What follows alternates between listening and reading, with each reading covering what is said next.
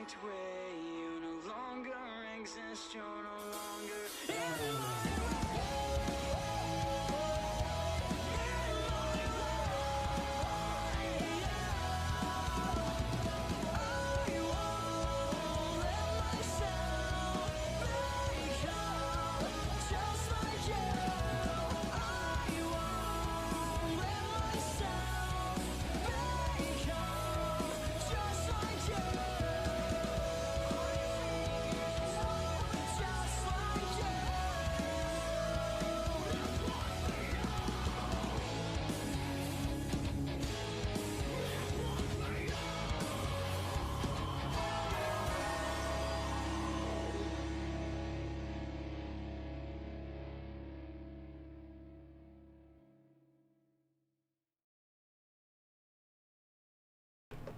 Welcome to AfterMat, your source for WWE pay-per-view recaps. I'm your host, the People's Champ Cal, and alongside me as always, I have my tag team partner, Delisha. What's up, on, Delisha? Hey, sorry. I didn't realize the YouTube link was going around in the background. But then, hey, another Monday, another recap, and spoiler alert, I didn't hate the show. Yeah, surprisingly, like, normally Fastlane is notorious for getting Fs for me. This was actually one of the best pay-per-views, in my opinion, not only of the year, but I want to say, like, of our calendar year for our AfterMat, what we call, calendar year. I was going to say, it's number 2. Yeah, but it's also, it's one of the best pay-per-views prior to a WrestleMania. Because usually it's really weak going into WrestleMania because it's usually building up stuff, which this pay-per-view did, but it also brought a lot of meat with it as well. So, and I guess you said you liked it also, so I guess we'll get right into it because it's been a long day for both of us. We both woke up really early, and tomorrow I once again have to wake up early, so we're going to try to go through it rather quickly. I start off with a pre-show match featuring the U.S. champion Matt Riddle against Mustafa Ali. Yeah, so Mustafa Ali championed himself to be a contender once again for Riddle's United States Championship. If you were watching the weekly shows, he had challenged him on Raw, and he had lost, obviously, because Riddle's still champion. So I don't remember how this match came about. I think he just asked for another match on Twitter, and he was like, "Sure, bro, let's go." But it was actually like a pretty good match with Mustafa Ali getting a lot of offense in right off the bat, to where they thought for a second, I was like, "Oh, maybe this leader Retribution might actually get some actual retribution." And as they proceeded to put on a good match, he focused a lot on targeting Riddle's shoulders and arms a lot. I guess maybe to sort of counteract him, putting him in any sort of submission, or his finishing move, the Bro Derek. But our champion Riddle would persevere, and really the biggest spot for this match is Riddle giving him the aforementioned Bro Derek off the second rope to get the 1, 2, 3, 4, the pin. And probably most notably of this match is the implosion of Retribution, as he ridiculed them all for being the reason of why he lost. Not sure why, because they were just standing outside the ring just watching him, try to put Riddle away. So that would leave Reckoning, I believe is Retribution name, to leave, as well as the other one, Shane Thorne's person, leaving the two big men of the ring while he ridiculed them, and they just double chokeslam him. So we are led to believe that this is the end of Retribution. Please. But this was a pretty good match. I enjoyed it, but I guess the big thing is Retribution. Do you think this is the end of them? Should it be the end? And also, what did you think of the actual match? You know what? I was looking forward to this match, and I was like, when I saw it on the pre-show, I was like, oh, damn, that's what they're going to do to this match? Because these are really good wrestlers. Both of them are really good wrestlers. I'm not a fan of Matt Riddle, but I do really like Mustafa Ali and where they were taking him prior to his injury. I like the route they were going with him. I was very behind him. But, things happened. He got injured, and then, what happened after that? Kofi Mania, right? So that was even, that's where one bad thing led to another. Actually, led to a good thing, actually. But I want to see Mustafa Ali go back down that line. When I saw Retribution first come out, I loved them. They were awesome. Then when they got like this stupid like slapjack and stupid names and masks and all that, I think that was kind of stupid. Then when Mustafa Ali joined, I'm like, okay, maybe this could turn it around, but nothing ever happened. All they kept doing is jobbing to everybody, right? They lost to the Hurt Business like 487 weeks in a row, and all that kind of stuff. So it was kind of really stupid and boring. I'm glad they broke up. I hope they broke up. I'm glad they broke up if they did. That way Mustafa Ali can go do his own thing and shine again like the star he can be. Will they ever push him again? Who knows? But yeah, I can see these guys going at it again in WrestleMania and putting on a really good match where both of them can get their WrestleMania moments, and I really hope that happens for each of them. Even though I'm not a fan of Matt Riddle, I do respect his in-ring work. He's very good and he's very entertaining.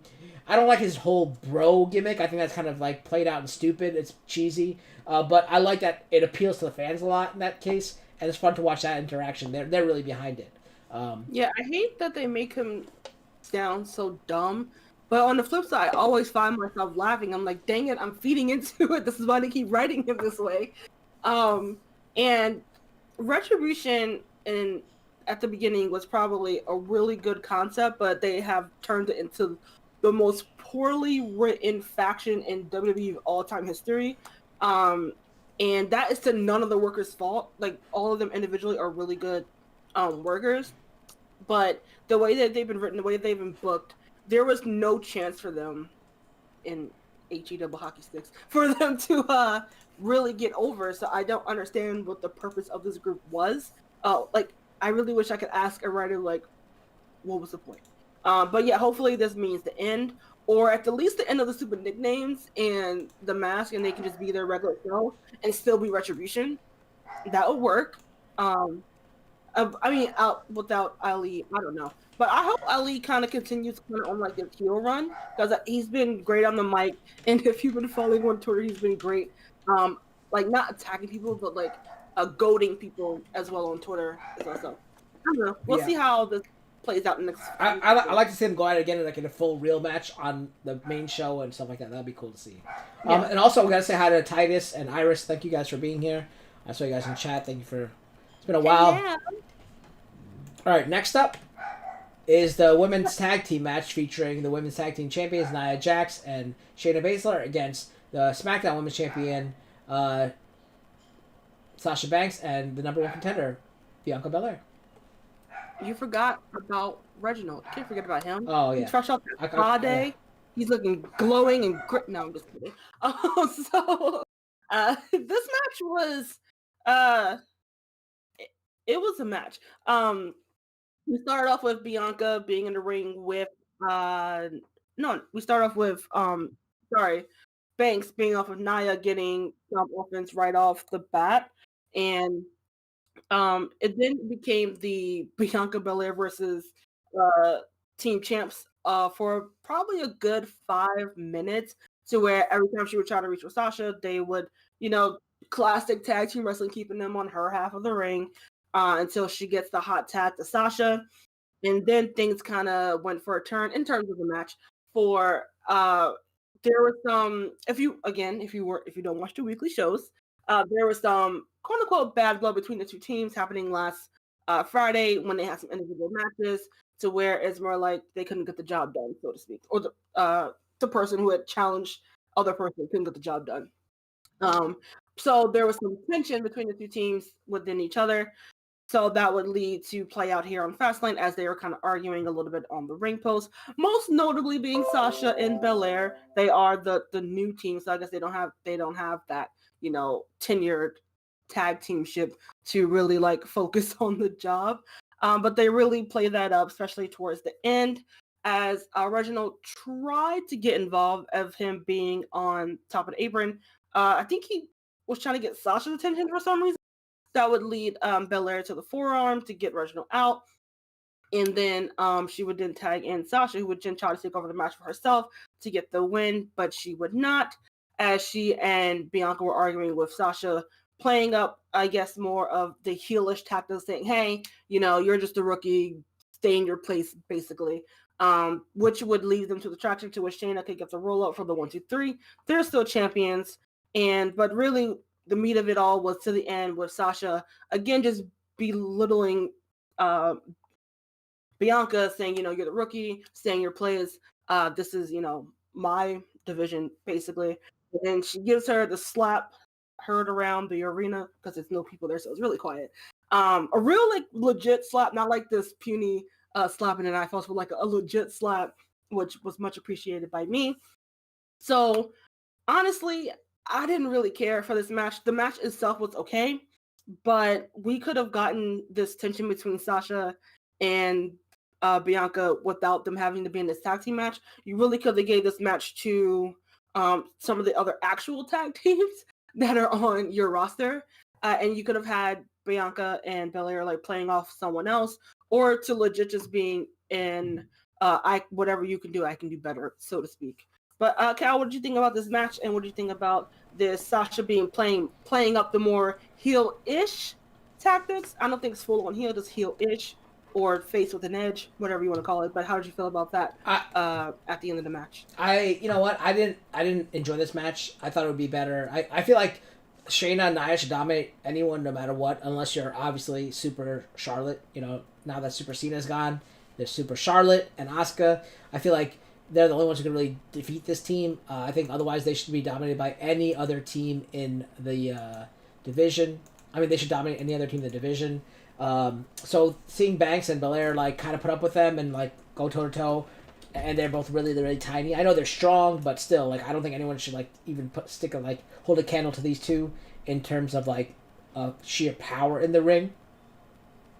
I didn't like how the match turned out also with the whole oops, I accidentally broke up your finishing move, now I'm gonna slap you and cost us a title. You gotta think of actual logic. Okay, mistakes are made once in a while in tag team matches, especially because a lot of people are going in and out of the ring, so mistakes can be made. And on top of that, are you really gonna cost your tag team title championship shot just for a stupid mistake? No. So I hated how it ended. I understand what they were trying to go for, to create a rift and then thus make the match more relevant in the WrestleMania, more of a heat behind it. But they really didn't need that, Now Sasha being a heel, that's what she plays best at. I've said it before. I don't think Bianca should have been the one who won the Royal Rumble. I think she still has time to build herself up and stuff like that. So I really hope that Sasha wins at WrestleMania, because she finally deserves a moment at WrestleMania. She's never really had one, I guess, besides winning she won the tag team titles, or was it the Elimination Chamber? Whatever it was. I think they lost at WrestleMania actually. So they never really had a WrestleMania moment. She's never had a WrestleMania moment. So I feel like she deserves to win this time around, and Bianca has a bright future ahead of her, so she's gonna always win. She'll win sometime down the line. As for Shayna and Nia, like I said, I don't think anyone should be able to beat them. They are a formidable force as a tag team, especially since Shayna, what she did in the Elimination Chamber last year, eliminating every other woman in it, including Asuka. Something a man has never done before. And they've had so many more men's Elimination Chamber matches. I feel like this tag team should not lose. There shouldn't be anyone who could beat them. So, I don't like how they lost. Kind of stupid. Sasha should win a WrestleMania. Yeah, I just lost interest kind of after what happened here, because I hate when this happens to tag teams. And welcome, Skye. Yeah, I don't. And like I said, there was a way that they could have had this kind of one-upmanship or woman-upmanship, I don't know, to get us to the same place. It did not have to be them trying to go for the tag team, because it really just didn't make that much sense. Again, like I said, when you have 4 or 5 other tag teams, actual tag teams that really could have gotten some shine here. But I'm so excited for the WrestleMania bout, because I know it's if they really let them just go, they're going to have a fantastic match. And I really hope it closes out night 1. That's just my preference, or my hope. But probably not. But I can dream. Yeah, I can see that as a final match. Yeah, so for now, I think it's just gonna have to be them putting on... I feel like they're gonna open a show. I have a bad feeling they're gonna open a show, but yeah, they can close out a night. I can see them closing it. They have the ability to close out a night, but unfortunately, I think they're gonna open a show. Possibly. Unless they have pre-shows. Yeah, like I said, I would love for them to do it. I don't think they're going to be booked that way.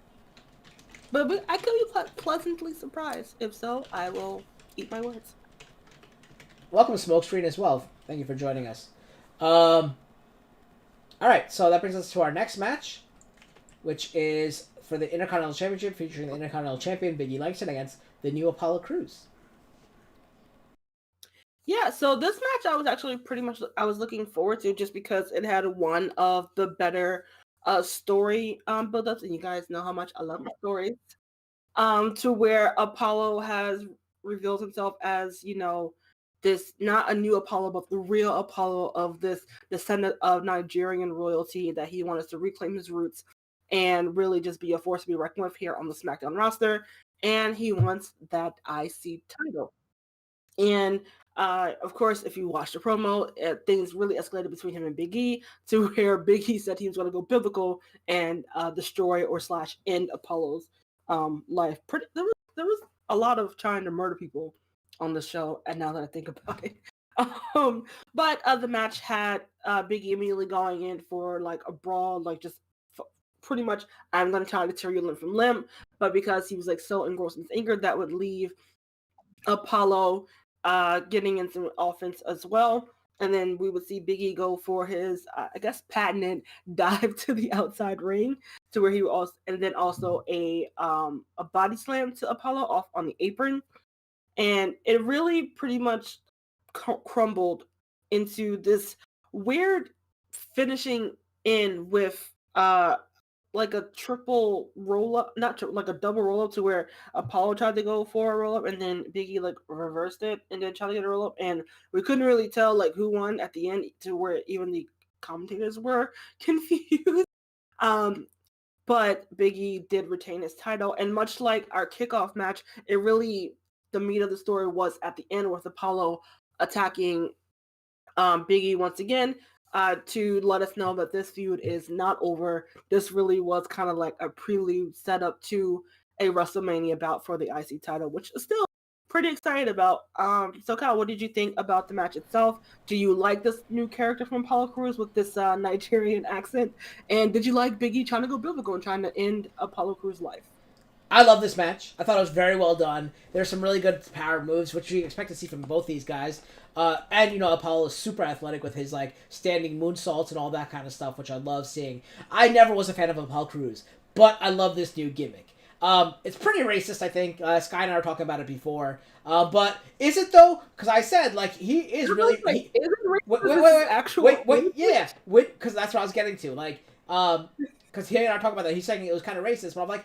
And I thought about it, yeah, in a way, because I guess WWE always goes a little bit over the top with having two soldiers behind him, and kind of like a Joseph Kony-esque character. You know what? I would go stereotypical rather than Yeah. Well, yeah, I don't know, because is there a stereotype that they're Africans have to be warlords? You know what I mean? It's kind of like, I don't know, whatever, who cares? Whatever it is I was going to say is that he is actually Nigerian, which is what I was telling Skye. He is Nigerian, so that makes it really cool. And I like that, this whole, aspect of him. I'd rather see him as a heel. I like this character. I hope they push it well and write it well, because you know how things can go well, but they always write it poorly. So I really hope it goes well. I really enjoyed the match, except for the sloppy, and I'm always going to point out those mistakes. The sloppy ending. I was screaming, no. I was on a chat with Skye, who says right now it's dumb. He doesn't like the character. But yeah, I was screaming no on the chat with him, because I was such a great match, and that has how to end. They didn't even show a replay of how it ended because it was so bad. They didn't know what to do. So I really hope they get another rematch. We're probably going to have to see another rematch at WrestleMania for these two, where hopefully Apollo goes over in this case and wins the title, and he gets his WrestleMania moment, because, Big E's had tons of them as part of the New Day. Though, Big E's not really had one as himself, I guess, unless turning on Dolph Ziggler or dropping Dolph Ziggler was one of them, maybe. But Apollo could get a WrestleMania moment by winning the championship there and doing it for Nigeria, kind of like how Kofi went back and did it for Uganda or whatever it was, when he went back to Africa and celebrated, or Ghana. Was it Ghana? I think. Ghana. He went back to Ghana and celebrated. So, but Apollo could be more of a nihilistic, evil approach, going back to Africa and celebrating it. Look at me, bow down to me. I am your champion. Kind of thing. So I really like this where it's going. I hope it continues. So I like Big E. I like I now like Apollo. So I hope it goes again. Yeah, I've always liked Apollo's in-ring performance. It's just that he was always kind of vanilla with the mic work. Do you like Big E's kind of more edginess to him now that he's like a... Well, I guess going back to his edginess, because he was kind of like this when he was brought up to the main roster before. But are you liking his singles run so far? Yeah, I mean, his work as a singles competitor. I was saying, I don't like the New Day. Like, I like them as individuals. I don't like to see them. I've had enough of them. I'm tired of them. They're fun. They're entertaining. Great. I get it. They make tons of money and entertain the fans. But I like Kofi as an individual. I like Big E as an individual. I'm not a fan of Xavier Woods. So if Xavier Woods just got thrown out in the street, that's fine for me. But I'd love to see Kofi and Big E succeed as individuals. I would love continue seeing that. I love Big E as Intercontinental Champion, but I think it's Apollo's worked kind of hard now. And I think Big E should move to bigger and better things, like the main roster championship. Skye was saying the gimmick might fall to the wayside if, Apollo doesn't win a championship. I agree. That's what I said. It all depends on the writing now. Apollo's really selling it, in my opinion, from what I watched in Fast Forward, and the package I see prior to the matches. So I really hope he continues it and wins the championship at WrestleMania. All right. Next match features Braun Strowman and was supposedly Shane McMahon, but he was injured prior to the match. Therefore, we're probably going to have to see this at WrestleMania, unfortunately, as a waste of time. Because they do got to fill 2 nights of matches, right? So, instead we got Braun Strowman against Elias and Elias 2.0. I think his name is Riker, I don't know his real name. Yeah, Riker. It's the first time I ever heard his name. I've always just seen him as like the Elias stunt double. So, the match started out with Braun Strowman pretty much dominating until Riker distracted Braun, and I think Elias took Braun's leg out, and he dominated for he took control and went for an elbow, tried to go for the pin.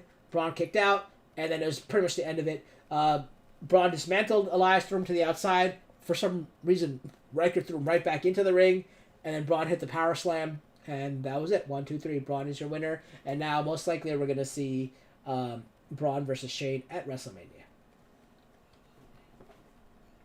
Your thoughts, Alicia?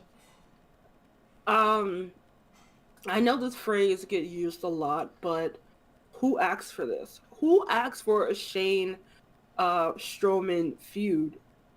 This really makes no sense. The storyline is very childish. Where I don't know why Shayna is calling him stupid anyway, because he's a big, strong guy.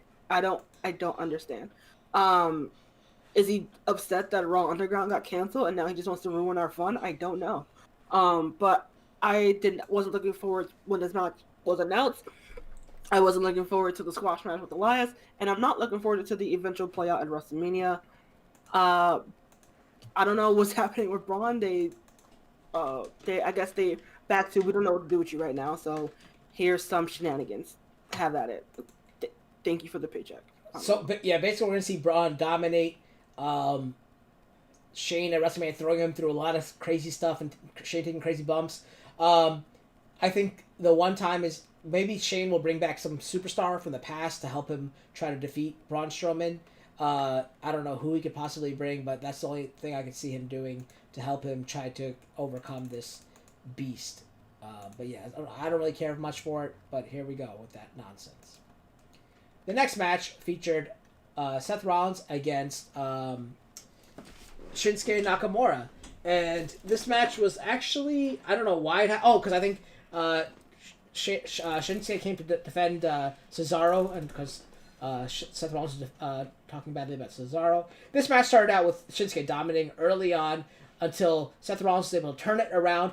And this is kind of like the match that we want to see where at the WrestleMania where Shinsuke put on a wrestling clinic with AJ Styles. But instead of having AJ Styles across from him here, he had Seth Rollins. They put on moves that I've never seen before, such as the hanging German suplex where Seth Rollins was sitting on the rope through the ropes, and Shinsuke slid under and German suplexed him, and then when I keep on saying Sheamus. I don't know why I keep on saying Sheamus all night. Seth Rollins was running, and he hooked his leg onto Shinsuke and did a spinning back kick to the back of Shinsuke. There's such crazy moves, and then you have your normal moves like the Exploder, the Falcon Arrow, the Sling Blade from each of the respective repertoires of the wrestlers. It was a really good back and forth match. One of the best matches of the night, if not the best match of the night, which is what you would expect from these two. And I really, really enjoyed it. It ended up with, I thought Shinsuke would finally get a push. He went for the Kinshasa, did not get it. Sheamus, not Sheamus again. Seth Rollins was, I think it's Shinsuke coming out, and Seth, and I'm getting Sheamus out of it. I don't know.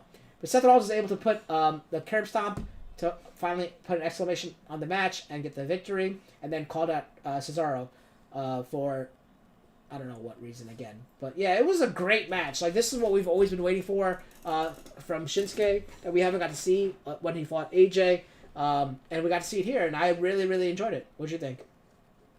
Yeah, this was a really good match. And just a filler side note, Rollins and Cesaro are feuding because Cesaro disrespected Rollins by not joining his cult, basically.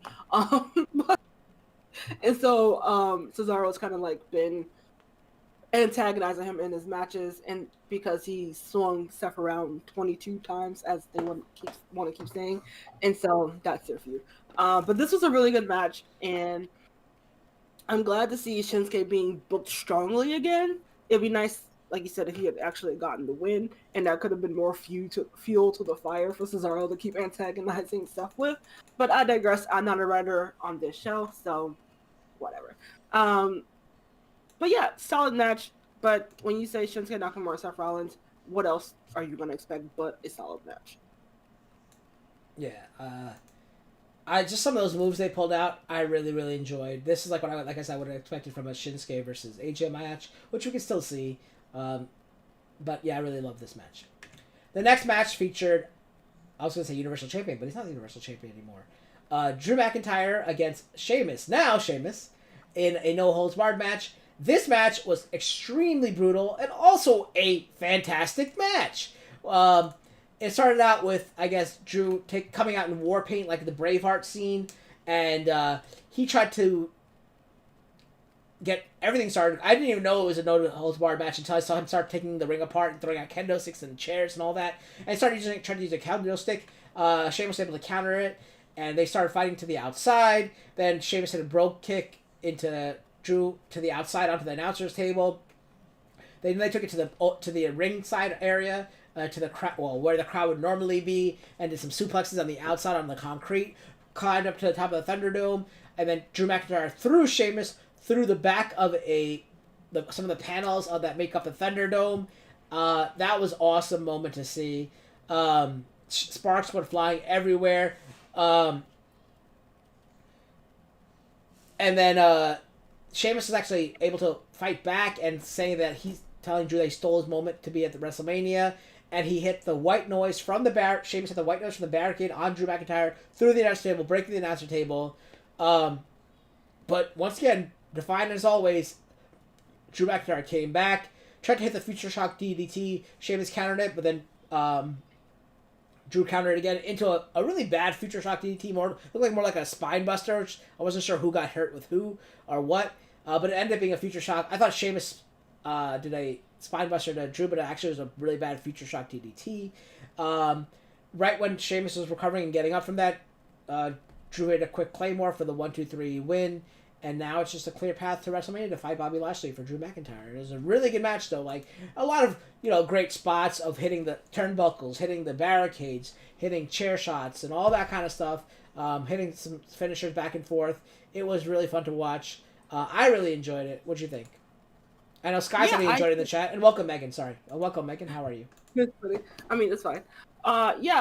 We got a glimpse of the slight brutality that they were going to go through with, was it this past Monday's show match, whatever, and and then they really amped up the brutality here. I don't know if that screens coming out of their paycheck because those are expensive, I'm told. And I do like that after they broke the announce table, I feel like for the first time, or that I can recall, someone actually using a piece of the announce table as a weapon. I just thought that was funny.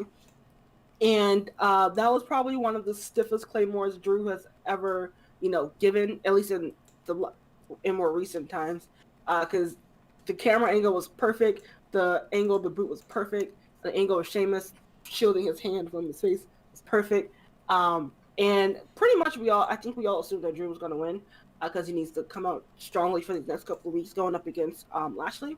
But all in all, it was a really good match. It lived up to the brutality that was kind of promised, and hopefully this is kind of the end of these two feuding. It needs to be, because this was like match 7 of them for the last couple of weeks or months or whatever, but I'm excited to see Drew versus Lashley in the main run, and hopefully Sheamus still can get a strong feud to hopefully get a match onto the card WrestleMania. Yeah, pre-show, I don't know. Even the in slow motion replay, the Claymore looked good, so it was done very well. I agree with that. But this was a great match too. And it was very hard fought. You could actually see the welts and cuts on the people's backs, on Sheamus and Drew's backs, so they really went all out on it with stiff shots. So we got saw a lot of those stiff moves on the Shinsuke and Seth Rollins match as well. But this, obviously was a weapon, so it was even worse damage. But yeah, another great match. So this is a weird Fastlane for us to have good matches. Actually, matches too. Speaking of matches, is the pay-per-view? Are we in the alternate timeline? I know. And speaking of matches, I didn't know this was going to be a match. I thought this was just going to be a segment. But when I read this as an intergender match, I got super excited, because you know what that means. Delisha texted me prior to the match saying, "Hey, do you think it's going to be pre-taped or not?" I'm like, well, I hope it's going to be pre-taped, because this is probably going to be the last time we can see Alexa doing her crazy antics, because the next pay-per-view is going to be in front of a live audience, right? So WrestleMania is going to be in front of a live audience. Unless they pre-tape a match and show it on a big screen for them there. But this most likely will be the last time that will be one of these kind of matches will be pre-taped. And I'm like, how will we know for sure? Let's take a look at the announcers table. Let's take a look at the Thunderdome. Hey, both are fixed and stuff. Different audiences in the background as well. So it was definitely a pre-taped match, which it was good reason for. Randy Orton comes out, does his thing, about doing his little pose in the corner. Right when he does it, he starts vomiting the black tar that he did before. Takes a towel, starts wiping it off. As he does that, Alexa Bliss comes out to her. A mixture of the Playhouse music as well as a demonic theme kind of thing. Really cool to see. Then she taunts Randy Orton, says, come at me, and Randy's like, all right. So as soon as Randy Orton runs, a flame wall comes up out of nowhere, scares Randy Orton away. Bliss goes to the outside. Randy Orton follows her around the ring. Bliss says, come on. As Randy Orton steps for her, the lighting rig falls in front of him, almost killing him. She laughs again, goes back into the ring. Randy Orton falls into the ring. She's like, come on. Randy Orton starts coming at her, and Bliss shoots another fireball, much like she did at Raw. This time it didn't get all of Randy Orton's able to recover and get up, while Bliss is sitting on top of the turnbuckle, motioning him and started giggling and laughing. And as this is happening, the back behind Randy Orton, the ring side, the ring is getting cut open, and a hand comes through and just reaching around, and then finally grabs Randy Orton's leg. Randy Orton turns around, Bliss is demonically laughing, and then all of a sudden, the Fiend pops out from there with a weird face, a melted face, comes out. Randy Orton is shocked, staring at him. His face is all melted. His mask is melted. His outfit's kind of messed up. His hair's all out of whack.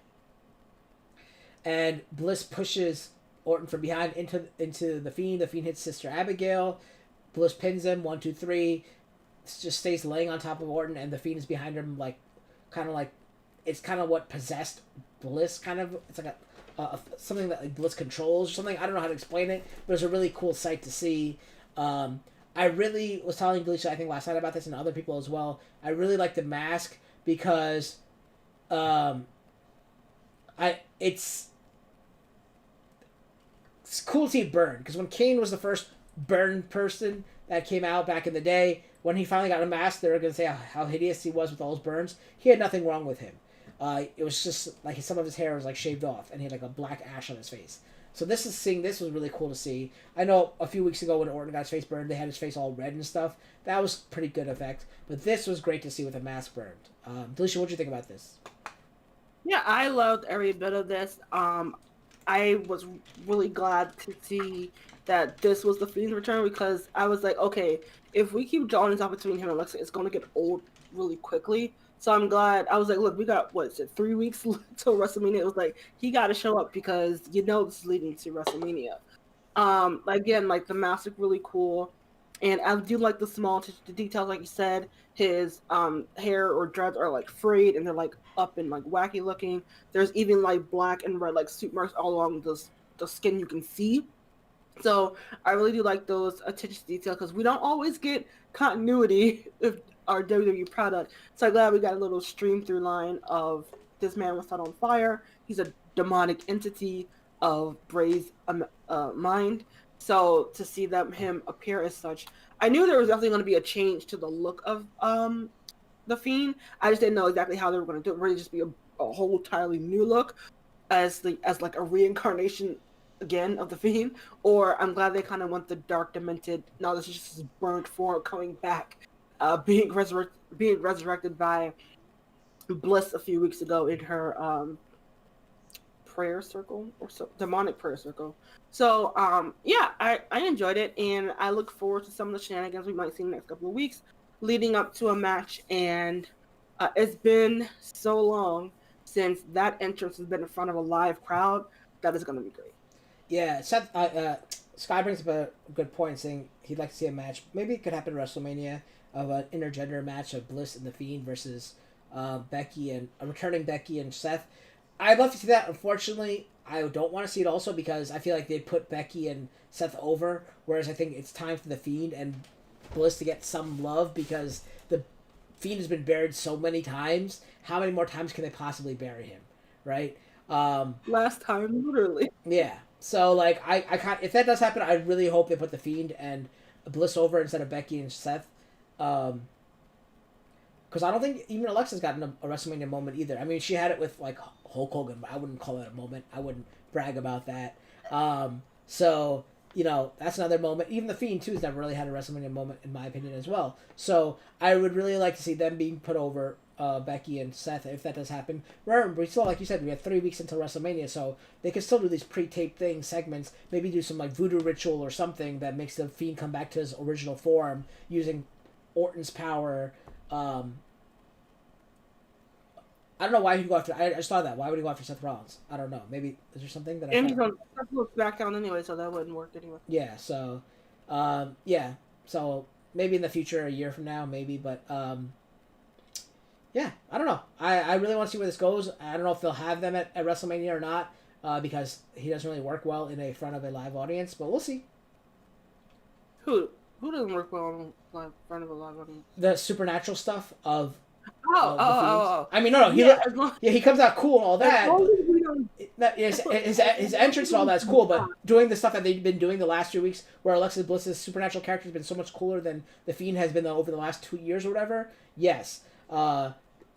Alexa Bliss just stole the show for the last, there's a point where... As long as we don't get that foolishness we got with Bray versus Orton a few years ago, you know what? Yeah. Because of that, they're probably going to play into that. Because as we saw with, like, the Cena match and the other match, the Fiend is almost kind of like a righting of wrongs of the way Bray has been poorly written throughout his career. So they might actually play upon that weird LED, whatever they were trying to do when it was Bray versus Orton before.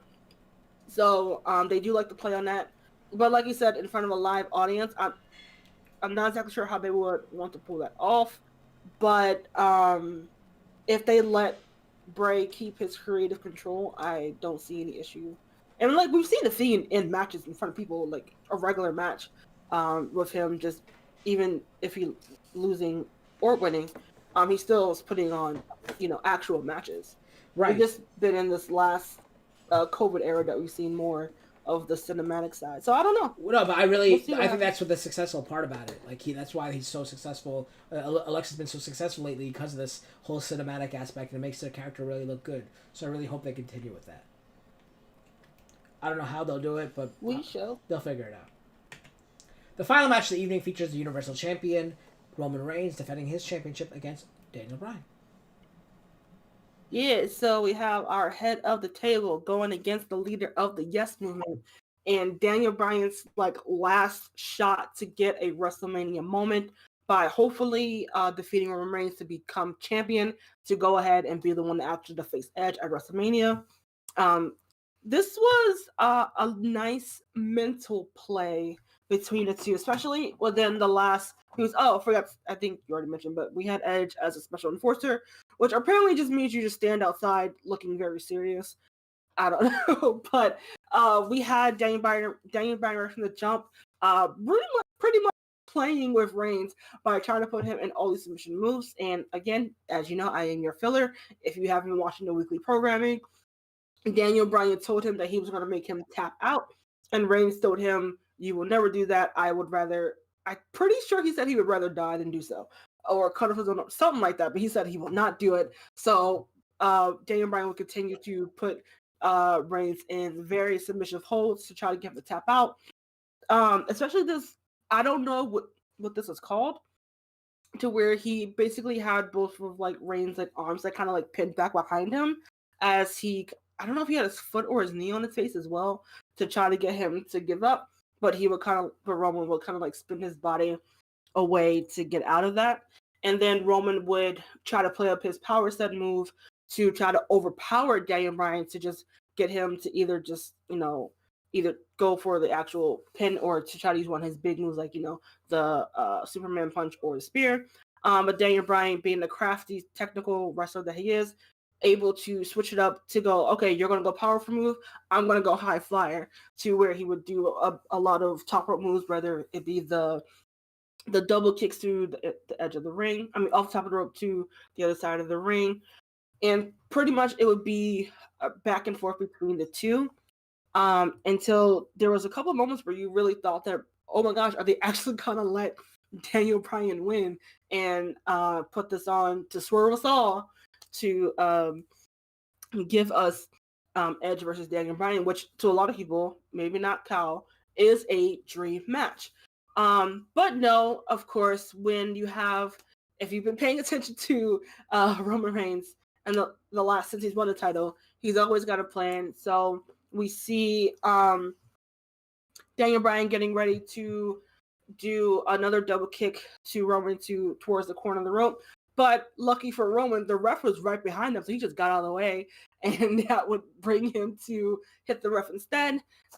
Into which I forget which move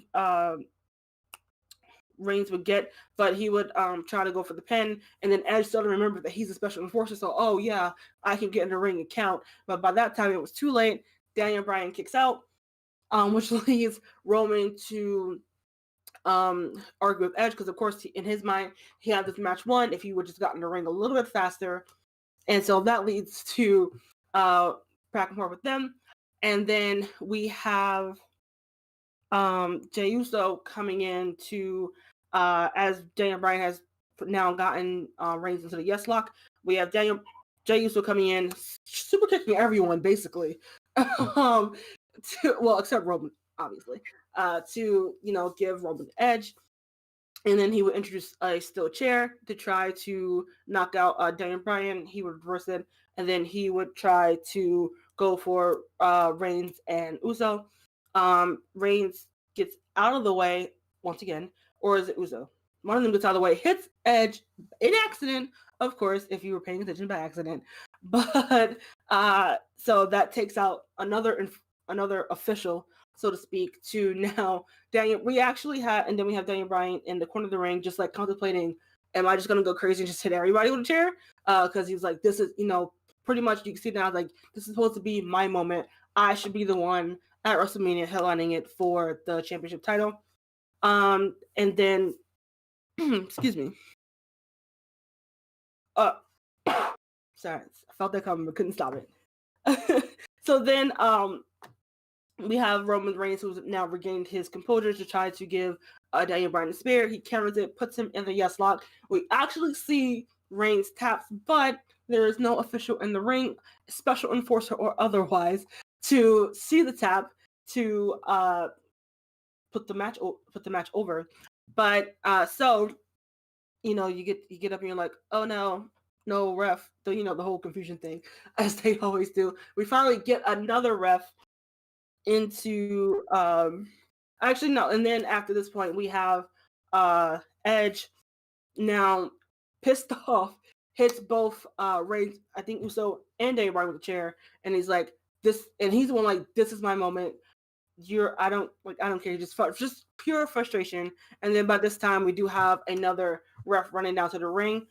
Again, not pretty sure if Edge is there in the ring anyway. He could have just called the match himself. Anyway, to where Reigns would hit, I think he hits him with either it was a Superman hit or was it the spear? He didn't. I don't think he hit him with anything. I think he just rolled over onto him. That was it. Oh, okay, that makes sense. It was a lot going on, y'all. And new referee comes out, counts to 3, and Reigns is our champion. Again, with pretty much all of these matches, it is a story within a story to set up for WrestleMania, to where, yes, we still get Reigns versus Edge, but they also have left now the door open to possibly Daniel Bryan being another component of the match, probably maybe a triple threat, maybe, I don't know. Is that something I probably don't answer to that question, but is it something you would want to see, a triple threat at WrestleMania between these 3 great wrestlers? How did you like the match, and did you like the way it all went down at the end? No, yes, no. So, no, I would not like to see a triple threat, because who the hell wants to see Daniel Bryan? Nobody likes Daniel Bryan, first of all. So, why would they want to see Daniel Bryan in the match? So, that answers that question. I don't want to see a triple threat, okay? That's going to take away from Edge's moment, and Edge should beat Roman Reigns. Not like he should pin Daniel Bryan. Unfortunately, now this could lead to the point where if it's not a triple threat match, Daniel Bryan will interfere, costing Edge the match, and then him having to face Edge for some grudge match, which is going to be stupid, because that means Roman Reigns is still your champion and not Edge. How did I like this match? I actually enjoyed this match. As much as I hate Daniel Bryan, we all know he can wrestle very well. And I think this match showcased Roman Reigns' power and Daniel Bryan's wrestling ability. And I think it was really Roman Reigns just basically struggling to get out of Daniel Bryan's grapple moves and all that kind of stuff, and which is cool to see. It was really a wrestler versus a brawler aspect of a match, and I really enjoyed that part of it. Did I want Daniel Bryan to win so he faces Edge at WrestleMania? Hell no. Did I want the ending to happen how it happened? Hell no. That was so awful. Why have Edge do what he did? That was so stupid. So stupid. So stupid. I didn't like that ending at all. Why did he hit both of them? Makes no sense. This is my moment. You already have your moment, Edge. Like, you've had tons of WrestleMania moments, and as much as I love you, you won the Royal Rumble, so you're going to have your moment at WrestleMania. Why do you need a moment at Fastlane? No one watches Fastlane. Fastlane, have you been watching AfterMat's Edge? Fastlane's been getting an F for years on AfterMat. So, nobody cares about Fastlane. So why do you need a moment there? Why do they write it like that? Only to open up, like you said, a triple threat match, or possibly what I said, Daniel Bryan costing Edge the match, and then having a grudge match against Edge versus Daniel Bryan, which is going to be really stupid as well. Both those outcomes are very stupid. All 3 of those outcomes. However many outcomes can possibly lead from him hitting that is all stupid. Am I happy Roman Reigns won? Yes. Great. How he won? I didn't like it. But, they had to have that story, because now it's probably most likely going to be a triple threat, because, as you said, Roman Reigns did tap. However, there's no referee or enforcer available to acknowledge the tap out. So are we going to have a triple threat? Most likely. Or will we have a match at SmackDown prior to WrestleMania and Edge and maybe Daniel Bryan wins? Who knows? But I really didn't like how the match ended out. I just wanted to see it go cleanly into WrestleMania as a spear versus spear, Roman versus Edge. Now we're not going to get that, unfortunately. We're probably going to get a triple threat the most likely scenario. But other than that, this match was good. Like I said, I really enjoyed the aspect of the brawler versus the grappler or the wrestler, and Roman using his power to overcome moves that Daniel Bryan put him into. And Daniel Bryan did put him into some really cool submissions, as well as the way he put him into those submissions were really cool as well. So I had to give it to him there. Yeah, I pretty much agree with you. Like, of course, you say Daniel Bryan versus Roman Reigns. Again, gonna get a good match. I don't understand why Edge had to be a special enforcer. Why not just make him a special guest referee? Because then, you know, I feel like that make a little bit more sense. Because again, they don't really say what the special. I can answer that for you. Because if he's the referee, he can influence he can more directly influence how the match ends. As a special enforcer, he's there just to stop like someone like Jey Uso from interfering in essence. Or in this case, where the referee gets knocked out, then he can take over. But that's why I don't make him a referee, because he could affect who wins. And what has that stopped him before? I know, but I'm just saying I think that's the logistical way of looking at it. And welcome entertains. Yeah, to answer Entertain's question, what I've been thinking is, like you said, probably have like a little grudge match between Edge versus Daniel Bryan on a SmackDown. I don't know about this Friday or the following Friday. To where the stipulation is, if Daniel Bryan wins, he gets to be entered into the match for WrestleMania. I mean, that's probably like the clearest answer on how we get there. Doesn't mean that's necessarily how they're gonna go about it. Or we could be wrong again with the swerve and they don't do it at all. I mean, we don't do the triple threat at all. But, or like you said, Daniel Bryan gets involved somehow. Maybe inadvertently, maybe, I don't know, to cost Edge the match. Either way, you know, I'm the actual voice of reason on this show, and I am not a Daniel Bryan hater, so I wouldn't mind a triple threat, although, you know, you would want Edge to get a proper, like, one-on-one match, because that is what he's owed, being the Royal Rumble winner. But I don't know. For me, you know me. As long as you're telling me a good story and the wrestling in the ring, you can't even say that was a good story. That was so stupid. Why did he hit him? No, I'm talking about. I think it's just Edge's frustration because what frustration? I had the #1 title match at WrestleMania. There should be no frustration because he didn't think this match should have happened in the first place. This whole Daniel Bryan versus Roman Reigns. Because he's like, you had your shot at Chamber, you lost, move on. Basically what he said. Stupid writing. Stupid writing. I'm just telling you how we got here. No, I refuse to accept it. And this Edge has come back. He's not really a squeaky clean guy anyway. He also, don't forget, is the ultimate opportunist. So whatever he can do to ensure his win, he's going to do. Whether it be by nefarious means or maybe, like I said, these faces with an... or I almost made a pun here, like these faces with an edge to them, so to speak. I don't know. Ultimate Opportunist would have broke Daniel Bryan's neck again, therefore he could never come back. That's what I would have done if I was Edge, if I was Ultimate Opportunist. Well, he's not Orton. Well, never mind. They kind of... I was like, never mind, he can go to that face as well. Okay, we've talked about Daniel Bryan. Would you like to see... What? No, I was gonna say, would you like to see another heel run from Edge before he's officially retired? Yes. Me too. I would like to see any Edge. That's all I care about. I love Edge. Any form of Edge is good. Why are we spending so much time talking about Daniel Bryan? Like I said, nobody likes Daniel Bryan. We spent already too much time on AfterMat in this month talking about Daniel Bryan, let alone this year talking about Daniel Bryan. Why are we still talking about Daniel Bryan? Nobody likes him. Edge should be talked about. That's why I understand why now. Now I understand why he hit him in the chair, because he knew that now we talk about him on AfterMat. Rather than Daniel Bryan, because we could mention that Edge did something in the match. I guess you better stop before he comes after us with a chair. Okay, I guess that brings us to our finishers, which is our low point, our high point, and our overall grade for this evening. What did you think, Delisha? Yeah, so low point, I guess it's too easy to give it to Braun and Shane because it was a match I didn't need to exist. I guess, we did need a filler match, so that had to be it. I'm actually gonna give it to the women. Once again, we only have one women's match on our card, and that does not make me happy at all. And as a match, again, that didn't need to take place. We could have gotten to the same result of tension between Sasha and Belair through other means. It could have been some other match that they were having between, Sasha trying to one-up Bianca. I don't know. We're not going to get back into that. And we could have been giving an actual tag team their spot to shine, because they might not get it at WrestleMania. Who knows? So, or it could be building a story towards that because that is what we really should be doing. But of course, WWE doesn't like the women's tag team titles anyway. So that was my low point. High point. We didn't talk about it because we only really see it if you watch the pre-show. But I'm going to give it to Seth's suits.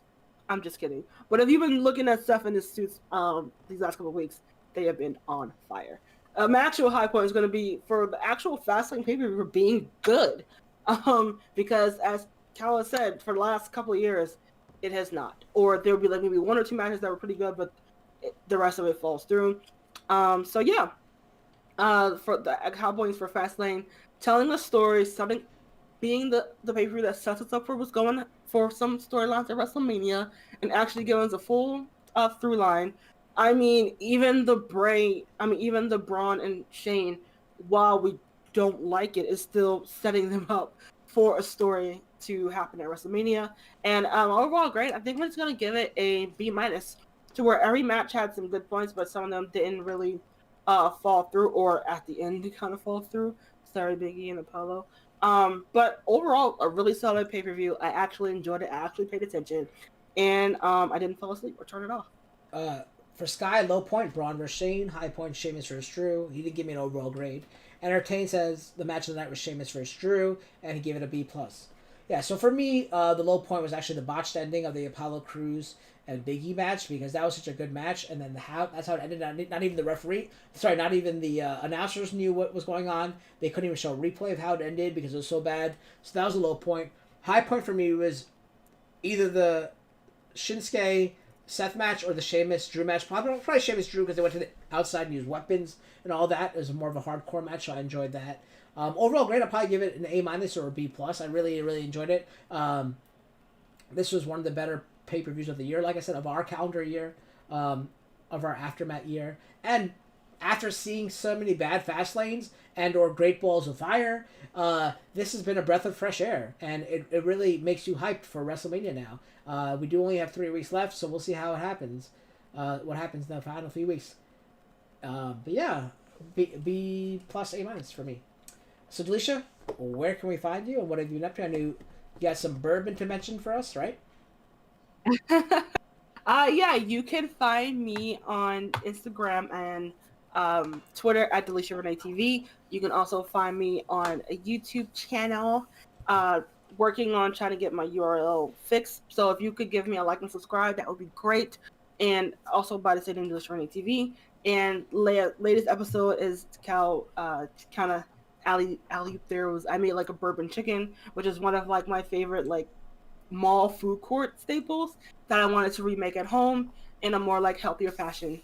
And so hopefully you can check that out. And let me, if you guys make it, tag me on Instagram or Twitter and show me your pictures and or tell me how you like the recipe. Yeah, make sure you guys check out her links are all in the description below.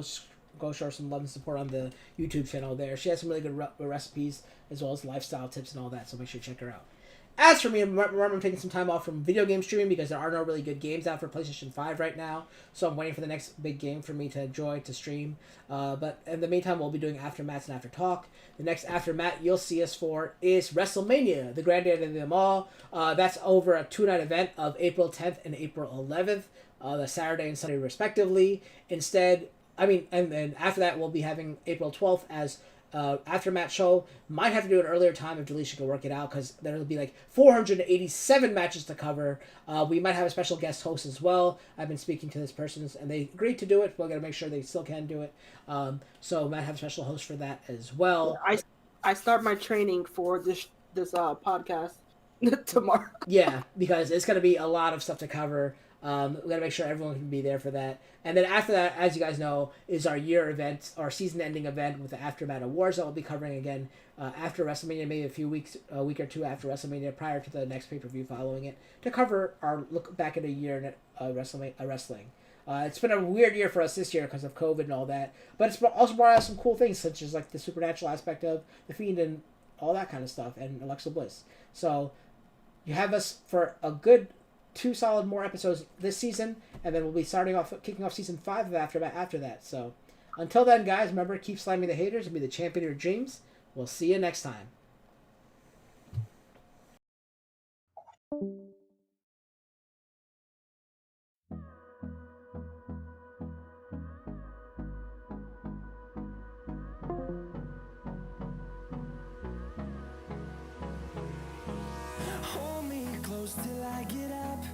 Time is barely on our side. I don't wanna waste what's left. The storms we chase are leading us, and love is all we'll ever trust. Yeah, no, I don't wanna waste what's left.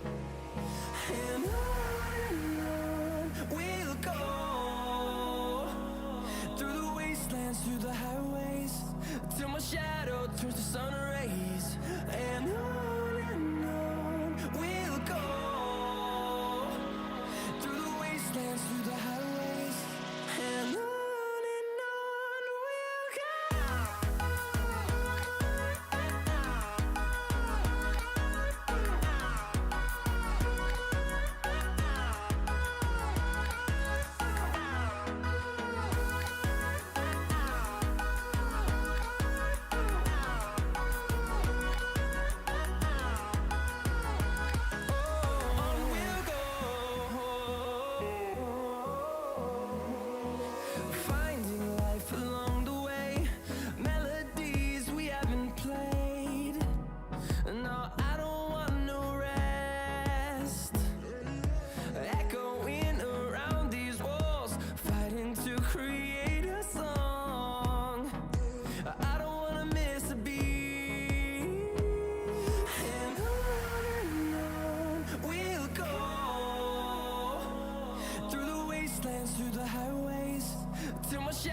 turns to sun rays. And on we'll go, through the wastelands, through the highways, and on we'll go.